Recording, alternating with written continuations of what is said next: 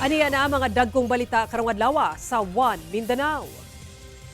Napulo ang patay human natabunan sa midahili nga yuta ang duha ka panimalay sa malapatan Sarangani atol sa kusog nga ulan epekto sa habagat nga gipakusog sa bagyong Inday. Samtang sa Lanao del Sur, 5 ang patay ug 6 ang missing atol sa pagbaha ug landslide sa probinsya. Pipila ka mga mitambong sa People's Day sa Cagayan de Oro City LGU nakuyapan. Defense team ni Vice President Sara Duterte gipunting nga ang planong pagpatay sa pamilya Duterte mao'y hinungdan sa gibuhiang hulga batok ang Pangulong Bongbong Marcos ug uban pa. Og sa RTV Presents, gawas nga karaan ang gambalay sa Bulwa Fish Landing sa Cagayan de Oro City. Problema sab sa mga vendor ang tubig ug basura.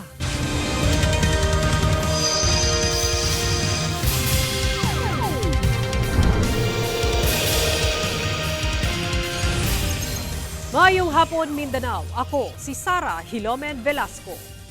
Napulo ang patay gikan sa duha ka magbanay human natabunan sa midahili nga yuta ang mga balay niini sa usa ka hilit nga lugar sa malapatan Sarangani. Ang pagdayong sa usa ka na-rescue nga biktima dihang buhi pa kini aron madala sa ospital, eksklusibong gitutukan ni Efren Mamak.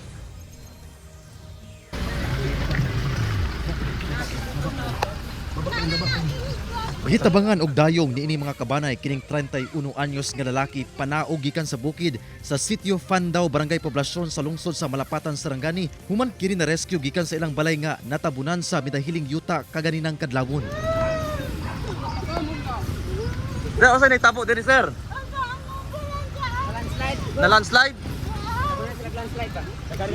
Taod-taod, miabot ang ambulansya. Gilayon kining gipasakay aron madala sa ospital.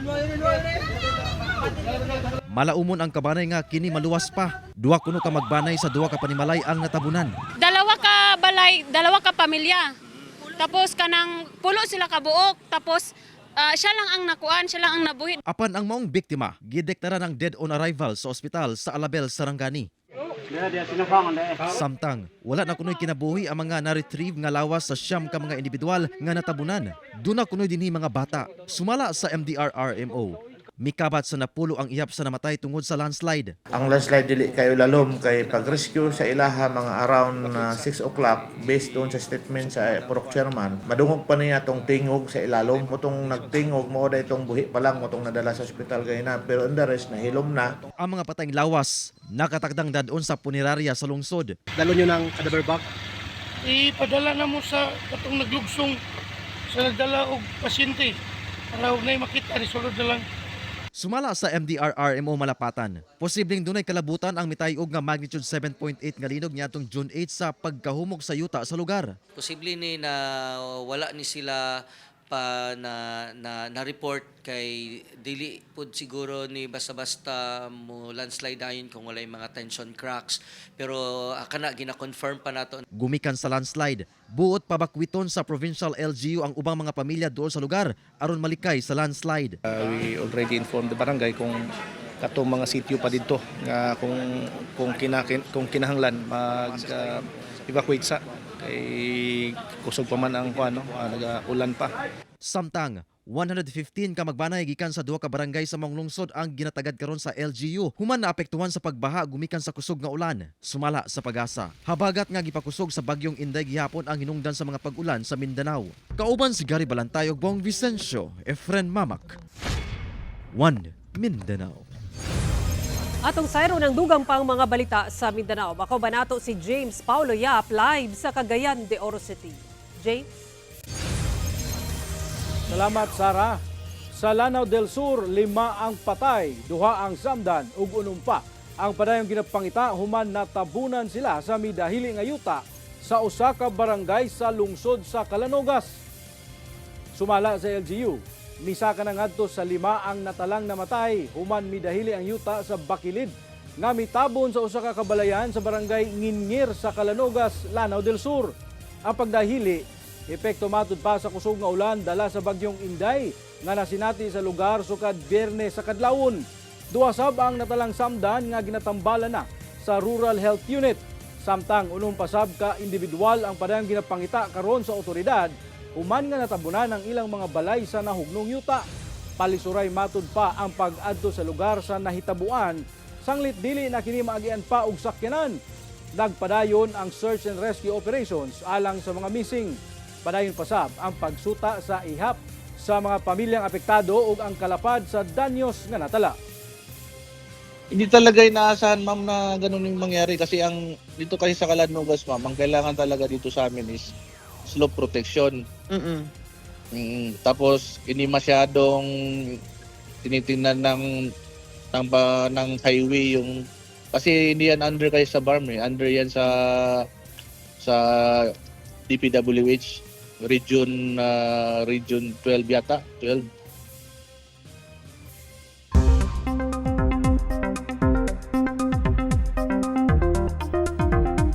Daghang lugar sa nasod ang nakasinati og pag-ulan ug kusog nga hangin tungod sa bagyong Inday ug ang gipakusog niini nga habaga.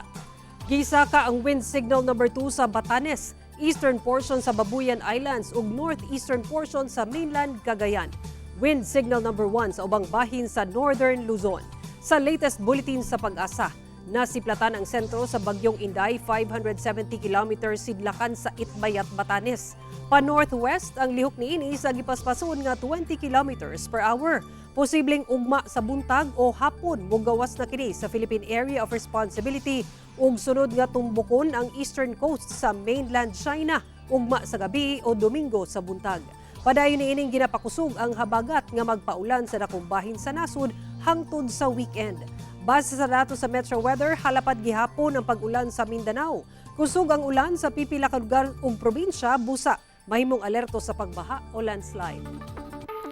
Dunay taas presyo sa LPG sugod sa Lunes, sumala sa Liquefied Petroleum Gas Marketers Association. 3 pesos ang dugang sa kada kilo sa LPG o 33 pesos sa kada 11 kilogram nga tangke. Sumala sa LPGMA, nakaapekto sa presyo ang pagbawi sa Bureau of Internal Revenue sa temporaryong suspensyon sa pagpatong og excise tax sa LPG o kerosene. Big time oil price hike na sab ang posibleng musugat sa mga motorista sunod semana kay moabot sa 4 pesos kada litro ang posibleng isaka sa presyo sa diesel. Base sa 4-day trading, hugot bakos na sab kay posibleng 2 pesos kutob 4 pesos kada litro ang isaka sa presyo sa kada litro sa diesel. Samtang gilaumang piso kada litro ang iubos o posible sab nga isaka sa presyo sa gasolina. Kini tungod gihapon sa ulahing panagbangi sa Iran, tali US ug Israel ug hugot nga supply sa krudo. Mamahimo pang mausab ang lihok human sa trading karong adlaw. Matag Martes sa mosunod nga semana ginaanunsyo ang pinal nga oil price adjustment. Pagpangawat ug usa ka sakong bugas sa Agdao Public Market sa Davao City sapol sa CCTV. Makita kining usa ka lalaki nga nagbaktas dayon mihapit siya sa usa ka stall. Sa laing anggulo sa kamera, dinhi na nakita nga miduol siya sa mga sinakong bugas. Gi-timing niini nga perting bisiha sa manindahay sa pag-atiman sa mga customer. Gi-aksyonan na niya og alsa ang usa ka sakong bugas apan wala madayon kay milingi ang usa ka customer. Taud-taud pa nakahigayon-gayon siya sa pag-alsa sa bugas dayon sibat. Siya sab matud pa ang sospek sa pagpangawat og mantika sa samang tindahan sa miaging tuig kung asa nakuhaan sab og CCTV. Busa dobleng pag-igmat ang ginabuhat karon sa mga manindahay sa maong palengke o samtang gidagup na sa mga otoridad ang maong insidente.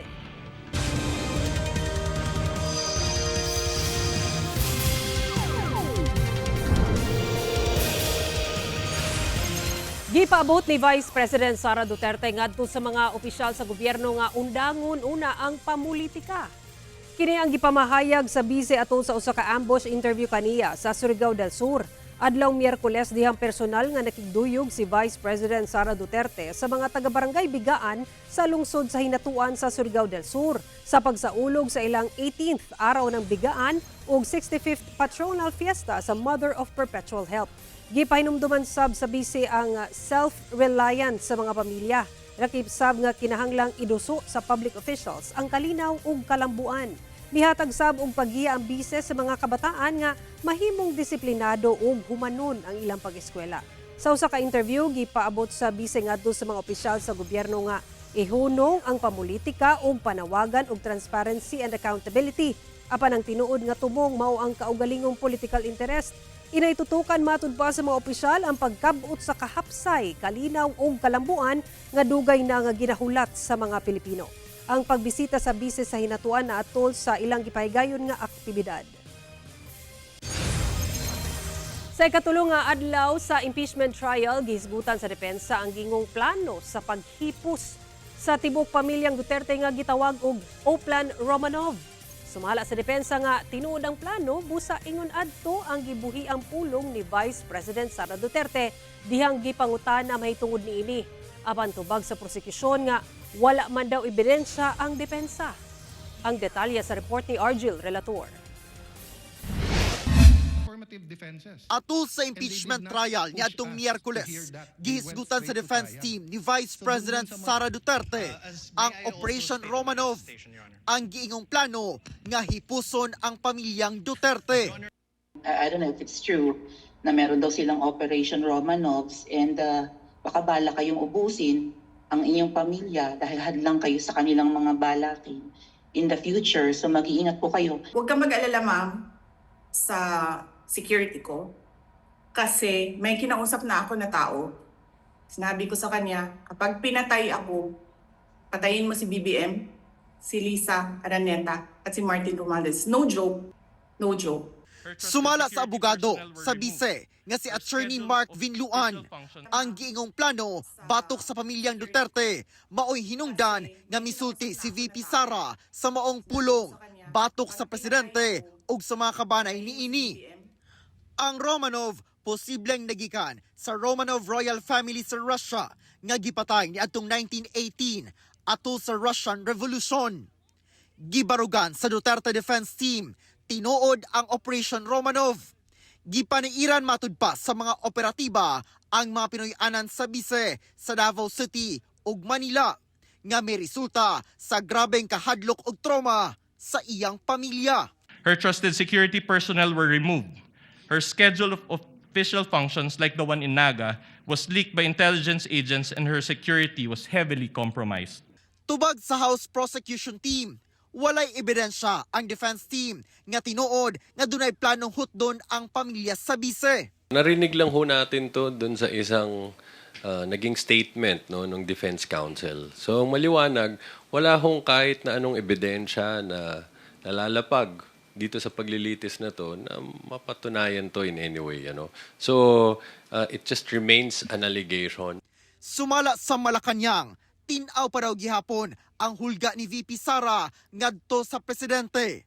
Tinuod man o dili ang Operation Romanov. Gina-justify niya ang sinasabing O-Plan Romanov kaya siya nagbanta sa Pangulo. Ang pagbabanta ay pagbabanta. Kahit ikaw ay isang nanay, ikaw ay isang vice-presidente, walang pagkakaiba yon. Nagbanta ka pa rin sa buhay ng Pangulo. Ako si Argil Relator. One Mindanao. Gidagsa sa mga Cagayanon ang gipahigayong People's Day sa Cagayan de Oro City Hall kagahapong adlaw.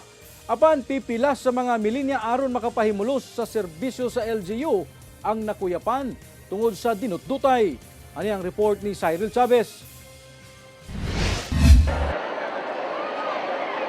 Nangalipong og nangakuyapan na ang pipila ka mga individual. Human nagdinutdutay sa pila ang mga mitambong sa People's Day sulod sa City Hall grounds Huwebes sa buntag. Buot sa mga mitambong nga maka-avail sa mga serbisyo nga gihanyag sa tanang departamento sa City Hall. Lakip na ang paghatag og pinansal, medikal ug uban pagtabang sa mga ninginahanglan. Ang uban nagpila na sukad alas 3 pa sa kadlawon. Gani ko basta ni stipend ko gani hagyod murag kamatayon di ko gani hagyod. Ang kuaning katong akong kuan gani papel kay nagumot-gumot kay natumban-tumban kay hapit ako madusmo. Oh, di na ko mautro sir oy. Kanang naman siya sa kapoy pero kira at least maka namang gyapoy makuha. Matod sa LGU, miabot sa 10,000 ka mga Cagayanon ang miabot sa City Hall aron makadawat og benepisyo. Sa inisyal nga ihap, 8 ka mga individual ang natalang nakuyapan apan minor incidents lang matud pa kini sumala sa CDRRMO. Well, nagdugang ta, nag-augment og manpower, nagpatabang ta sa itong mga department heads nga kung pwede, kung naa sila yung mga empleyado nga bakante, atong ipatabang sa atong mga verifiers, atong ipatabang sa atong mga interviewers, and atong ipatabang sa atong crowd control, no? Labi na atong mga uniform personnel, nanawag na ta sa Kokpo, nanawag na ta sa Task Force Oro, and nagdugang ta sa atong CDRRMD. Gipasalig sa LGU nga ilang paningkamutan nga maatiman ang mga miabot sa City Hall.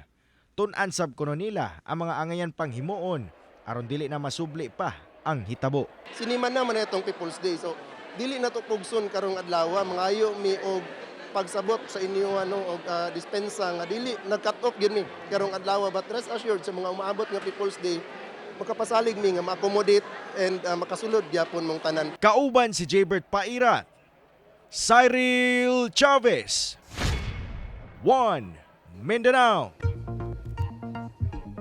Sa dugay nga panahon, naanda na sa mga Cagayanon nga kung mangita og isda, didto ka mopalit o mangumpra sa Bulwa Fish Landing sa Cagayan de Oro City. Apan karon nga karaan na ang pasilidad, dunay pipila ka mga suliran nga ginatubang ang mga mamaligyaay nga kinahanglan na sab nga sulbaron, lakip ang problema sa sanitasyon. Ani ang unang hugna sa RTV Presents ni Cyril Chavez.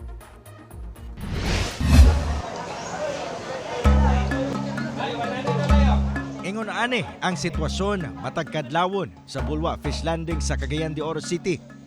Dinhi ginabagsak ang mga banye-banyerang isda gikan sa nagkadayang lugar sa Mindanao. Mga isdang gikan sa kadagatan sa Surigao, Jensan, Zamboanga ug uban pa. Gawas sa daghang mapilian, mas ubos sab ang presyo kung itandi sa ubang merkado. Gani ang Seafood Wholesalers Association mapasigarbohon gayod sa ilang barato ug labas nga mga baligyang isda. Si Irene Floro, 40 ka tuig na gabaligya og isda sa syudad, sukad pa sa iyang inahan. Kumpiyansa siya sa kalidad sa ilang mga isdang ginabaligya. So far karon maayo man ang dagan diri sa Fish Landing despite the fact nga nami mga challenges within ourselves, nami challenges sa among nahimutangan karon, but we are trying to survive. For how many years nga nag-exist mi diri sa Fish Landing, naningkamot gyapon mi nga maski inani ang among pwesto, ma-provide namo ang gikinahanglan sa Cagayanon, labi na sa ilang panginahanglanon sa isda. Luyo sa kabibo sa mong Fish Landing, tataw nga daghan na og butang ang angayang sulbaron. Sa likod sa kabibo sa pagpamaligya og isda dinhi sa Bulwa Fish Landing sa Cagayan de Oro City, ingon ani ang sitwasyon dinhiya, hilabi na sa sanitation dinhi sa lugar. Gapundo nga tubig nga gikan sa mga tinderog tindera og isda dinhing lugar. Ug gawas ni ani nga tubig nga walay klarong padulngan, aduna pay nagkadaiyang hugaw nga gikan sab sa nagkadaiyang mananap palibot dinhiya.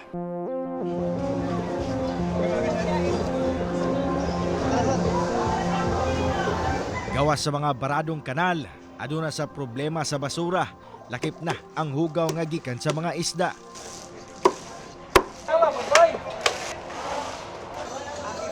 Wala sab klarong comfort rooms sa lugar. Busa ang grupo sa mga mamaligyaay nangusog na gayod nga kinahanglan na nila og bag-ong pasilidad aron masulbad ang nagkadaiyang problema ug masulbad sab ang nagkadagkong demand sa syudad. Konsultahon mi nila kay number 1. Unsa nga pamaagi nga ang ato ang infrastructure, talking of the building, nga cost efficient, environmental friendly, no? Nga kaning mga tubig nga gaagi dinhi dili na mo diretso dito sa kanal, nanay mga wastewater treatment, no? Nanay mo ana, and then ang design sa building nga siguro pareha ani originally nga naatay cistern. Unsa kaha ang himuong lakang sa lokal nga panggamhanan sa mong proposal? Kana ang atong siron sa ikaduhang hugna ni ining RTV Presents. Kauban si Jaybert Pairat, Cyril Chavez, 1 Mindanao. Ginatutukan karon sa Barangay Council sa Barangay Bonbon sa Cagayan de Oro City ang mga problema nga hinimuan sa Children in Conflict with the Law o CICL sa ilang lugar. Gani sa gunsong operasyon ang gilusad aron ma-rescue ang mga CICL. Ani ang balitang barangay ni Cyril Chavez. Tataw matod pa ang nagpadayong problema sa mga batanong galatagaw sa kadalanan 10 oras sa gabi sa Barangay Bonbon, Cagayan de Oro City. Nagdala na daw sila og kagubot sama sa rayot og dunay mga insidente sa pagpangawat. Busa, mas gipakusgan karon sa Barangay Council ang ilang peace and order drive.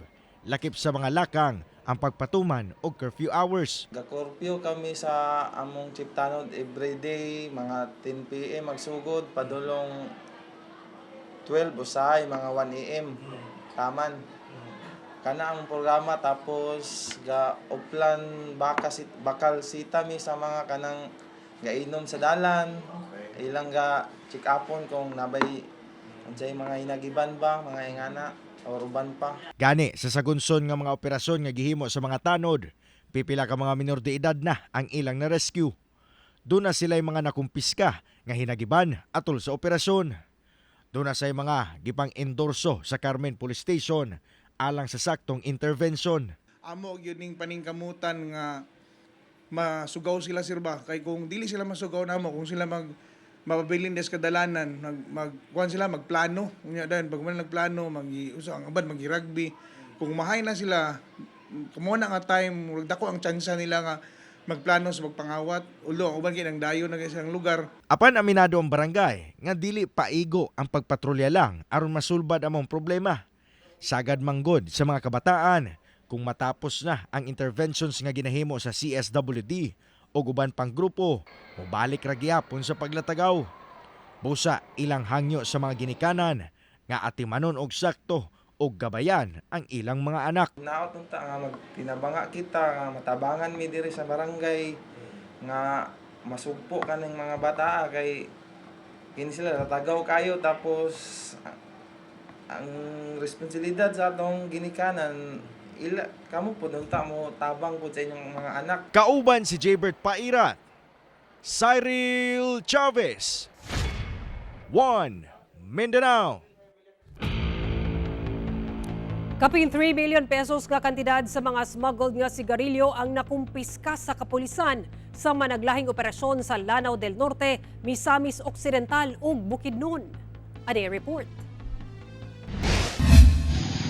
Usa ka pickup truck ang gipara sa mga kapulisan ato sa usa ka routine checkpoint sa Barangay Samburon, Linamon sa Lanao del Norte, pasado alas 8 sa gabi adlong Domingo. Ang maong sakyanan nakitaan kuno og mga kinarton nga sigarilyo sa backseat niini. Walay napakita nga mga dokumento ang driver niini. Nakumpiska ang 500 ka mga rims sa gituohang smuggled nga sigarilyo nga mobalor og 400,000 pesos. Kining nagsakay, kining nag-drive sa maong Mitsubishi pickup is from Santa Barbara, Zamboanga City. And allegedly, ang iyahang direksyon ni ini paingon kini siya sa Iligan City. Samtang sa laing operasyon, usa ka 51 anyos nga lalaking suspect sab ang nadakpan sa checkpoint sa Barangay Digson sa Bonifacio, Misamis Occidental. Sumala sa kapulisan, nakadawat sila og impormasyon nga dunay ipalusot nga mga sigarilyo sa maong lugar. Na-recover gikan sa maong suspect ang 650 ka rims sa gituohang smuggled nga sigarilyo diin mokabat sa 520,000 pesos ang kantidad. Sa kaning mga dagkong truck, they are now using private vehicle para gayud nga makalusot sa ato ang checkpoint and most often kining ang ilahang paglabay sa mga checkpoint gabi gid kana og mga kadlawon. Kasong paglapa sa Customs Modernization and Tariff Act ang posibleng atubangon sa duha ka mga dinakpan kaysa wala pa'y mga pahayag. Ako si James Paulo Yap, 1 Mindanao. Alang sa mga buot-butik o Philippine Military Academy Entrance Examination, doon na ipahigayon nga exam sa 4th ID Camp Evangelista sa Cagayan de Oro City karong weekend. Ugma, Sabado ug sa adlawng Domingo, ipahigayon sa Camp Edelberto Evangelista sa 4th Infantry Division sa Barangay Patag sa Cagayan de Oro City ang duha ka adlaw nga PMA entrance examination. Sumala sa recruitment section sa PMA nga ilang dawaton isip mga aplikante ang mga migraduate sa senior high school nga edad 17 paingon 21 anyos. Kinahanglan sab kuno nga anaa sa 5 feet ang height. Babae man o lalaki ug dunay average grade nga 85%. Alang sa wala makasalmot sa online registration, mamahimo nga mag-walk-in sa exam venue ug dalahon lang ang kompletong requirements. Magdala lang sila ugma og ilang photocopy, PSA birth certificate, photocopy sa ila ang Form 138 or 137 nga nag-average og 85% weighted average. So and then duha ka buok nga 2x2 pictures, white background, and then duha ka lapis number 2.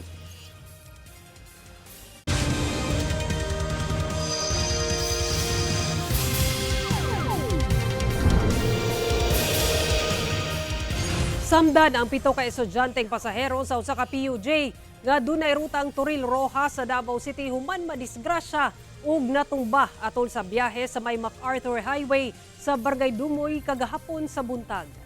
Base sa investigasyon sa Baliuk Police Station nga nakuha sa GMA Super Radio Davao, gikan sa Turil ang jeep ug padulong sa downtown area, sakay ang gibana-bana ang 20 ka pasahero. Apan nawad-an matud pa og kontrol ang driver tungod sa danlog nga dalan epekto sa pag-ulan. Nagpadayon nga nagpaayo sa balay tambalanan ang mga biktima. Sumala ni Patrolman Efren Cortez, ang radio operator sa Baliuk Police Station, nga nagpadayon ang investigasyon sa kapulisan bahin sa panghitabo. Apan nakakusdiya karon sa buhatan ang driver sa PUJ nga ginakuhaan pa og pahayag. Ginakuhaan pa sa og pahayag ang mga biktima. Arestado sa mga personahe sa CIDG Davao de Oro Provincial Field Unit ang 30 ka individual human na diskubrihan sa kapulisan ang usa ka illegal mining operation sa Barangay Araybo sa Pantukan, Davao de Oro. Sa impormasyon gikan sa PNP nga nakuha sa GMA Super Radio Davao na sakmit ato sa operasyon ang 128 ka sako sa gisuspetsahang gold ore, fabricated blower, jackhammers, chainsaws, generator sets, inverter generator ug usa ka elf truck nga gibanaban ang nagkantidad og kapin 5.5 million pesos.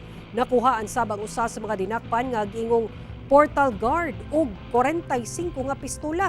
Naatlan sab sa follow-up operation sa kapulisan nga nagsugod og inventory sa lugar ang usa ka pick-up nga gisakyan sa tulo ka armadong individual ug lakip sa naaresto dungan sa pag-recover sa tulo ka pusil, ammunition ug ubang gamit.